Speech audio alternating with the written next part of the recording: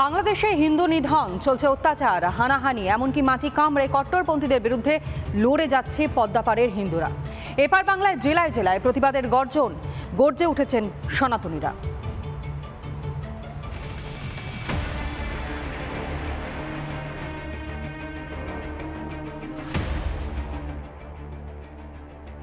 বাংলাদেশে মৌলবাদীদের দাপাদাপি, হিন্দুদের দিকে ধেয়ে যাচ্ছে জামাতি মৌলবাদীরা, পুড়িয়ে ফেলা হচ্ছে সংখ্যালঘুদের বাড়িঘর মন্দির।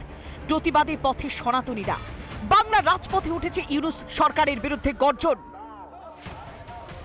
শুক্রবার বাসন্তীতে চলে সনাতনীদের প্রতিবাদ। বাসন্তী সোনাখালী বাজার থেকে মিছিল শুরু হয়। বাসন্তী হিন্দু সংহতির ডাকে চলে এই প্রতিবাদ কর্মসূচি। উত্তর 24 পরগনার বাগদার হেলেঞ্চায় প্রতিবাদ গড়ে তোলে মতুয়ারা।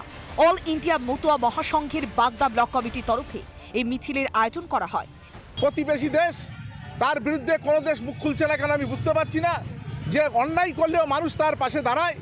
আজকে চিন্ময় স্বামী তিনি যেভাবে কারাবন্দী হয়েছেন, অ্যারেস্ট হয়েছেন, তার অতি সত্ত্বর মুক্তি আমরা দাবি করছি অল ইন্ডিয়া মতুয়া মহাসংঘ থেকে। হেলেঞ্চা ত্রিকোণ পার্ক থেকে মিছিল শুরু করে হেলেঞ্চা বাজার প্রদক্ষিণ করে আবার হেলেঞ্চা ত্রিকোণ পার্কে শেষ হয় এই প্রতিবাদ মিছিল। রিপাবলিক বাংলা।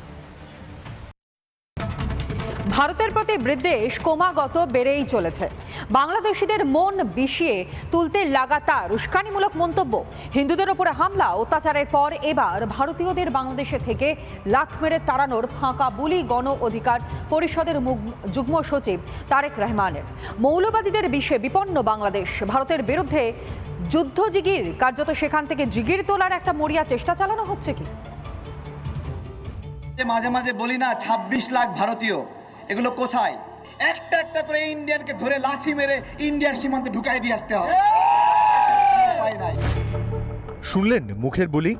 প্রকাশ্য সমাবেশ থেকে ভারতীয়দের প্রতি কিভাবে বিদ্বেষ ছড়াচ্ছেন গণপরিষদের যুগ্ম সচিব তারেক রহমান। শেখ হাসিনা বাংলাদেশ ছাড়তে লম্ফজম্প শুরু করে দিয়েছে ইউনূসপন্থীরা। কখনো জামাতিদের অনর্গল ভারত বিদ্বেষী বুলি, কখনো বিএনপির। ভারতের পতাকাকে অসম্মানের পর এবার ভারতীয়দের লাথ মেরে বের করার ফাঁকা আস্ফালন তারেক রহমানের। শুনুন আরও একবার সেই হাস্যকর বুলি। মাঝে মাঝে বলি না 26 লাখ ভারতীয়, এগুলো কোথায়? একটা একটা করে ইন্ডিয়ানকে ধরে লাথি মেরে ইন্ডিয়ার সীমান্তে ঢুকাই দিয়ে আসতে হবে। এসব করতে গিয়ে আবার মঞ্চের মধ্যে নিজেরাই নিজেদের মধ্যে শুরু করে দিলেন ঝামেলা। আমরা আসলে ভারতের সাথে বন্ধুত্ব চাই, আমরা ভারতের সঙ্গে কোনো বন্ধুত্ব চাই না। আপনি জয়েন বক্তব্য দিতে পারেন না, এটা কোনো শর্ত সূত্র না। আচ্ছা না, আচ্ছা আমরা ভারতের সাথে অবশ্যই শত্রুতা চাই না, শত্রুতা চাই, যে অবস্থা আমরা শত্রুতাই চাই, বন্ধুত্ব চাই না। আপনি এই ধরনের বক্তব্য দিন না। এই ব্যানারে একটা দায় আছে না, আপনি কথা বলেন। ভারতের সাথে সখ্যতা চাইছিল যারা, হিন্দুদের সাথে সহাবস্থান চাইছিল, তারা সাহস করে কথা বলতে পারছে না। কিন্তু বর্তমানে এদের ট্যান্ডাই ম্যান্ডাই একেবারে আকাশ ছাড়িয়ে গেছে। আর তার মধ্যে ওই কথাটা সবসময় মনে রাখতে হবে, এরা শুধু ভারতের বিরুদ্ধে চেঁচাচ্ছে না বা হিন্দু খুন করছে না, এরা পরস্পরের বিরুদ্ধেও চেঁচাচ্ছে, একজন আরেকজনের ওপর দিয়ে যাওয়ার চেষ্টা করছে। কট্টরপন্থীরা যত এইসব ফাঁকা আস্ফালন করছেন, ততই হাসির রোল উঠছে ভারতে। হাসি পাওয়ারই কথা, যে বাংলাদেশ পদে পদে ভারত নির্ভরশীল, তারাই ভারতীয়দের সম্পর্কে বিষোদ্গার করছেন। এটা তারা করছে, সেখানে জনমত ভারতের বিরুদ্ধে তৈরি করার জন্যই তারা এটা করছে।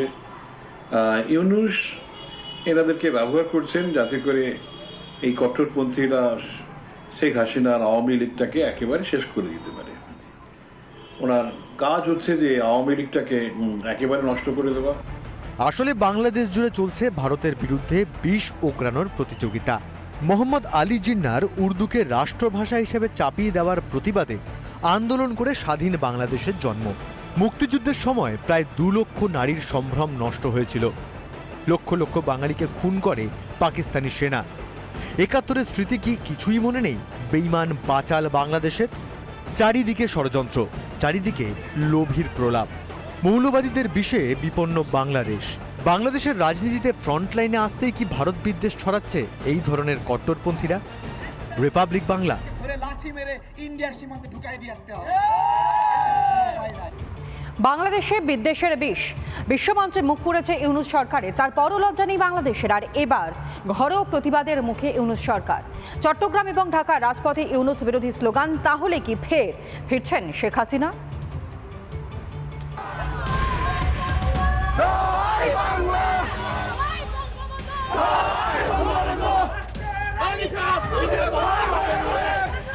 চার মাসেই ঘুরে গেল হাওয়া।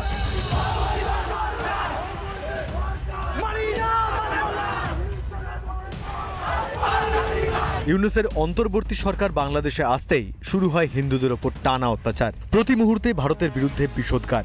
বিশ্বজুড়ে প্রতিবাদের পরও শোধরানোর নাম নেই কট্টরপন্থীদের।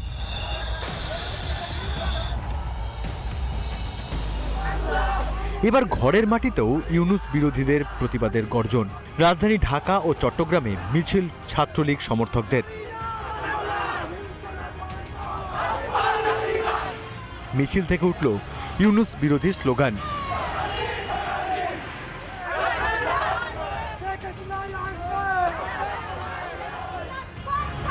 একই সঙ্গে শেখ হাসিনার সমর্থনে উঠল জোরালো কণ্ঠস্বর।